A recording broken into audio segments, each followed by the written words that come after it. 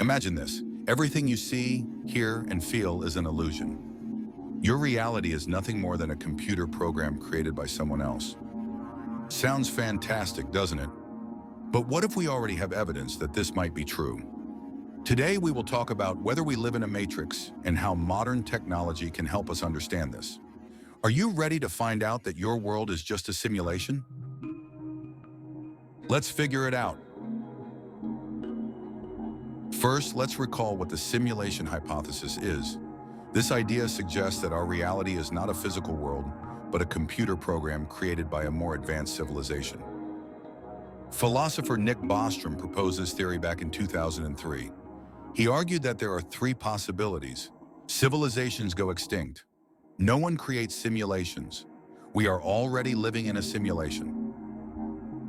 And this is where the most interesting part begins. Modern technologies are starting to confirm the third possibility. The first clue is quantum computers.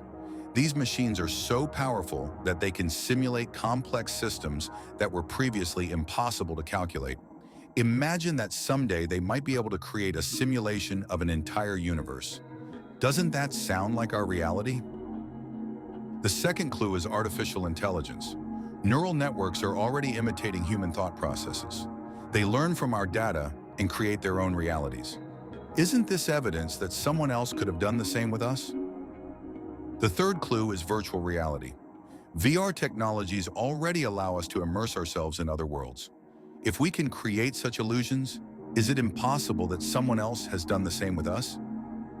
Now imagine, what will happen if we find out that we live in a matrix? How will it affect us? First, it could shatter our religious beliefs.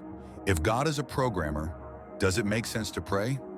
Second, it could lead to social changes. People might lose motivation because everything they do is just part of a program. And finally, we might try to exit the matrix. But will it be safe? Will the programmer allow us to do it? So, do we live in a matrix?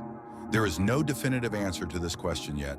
But one thing we know for sure, our technologies are gradually bringing us closer to understanding the nature of reality.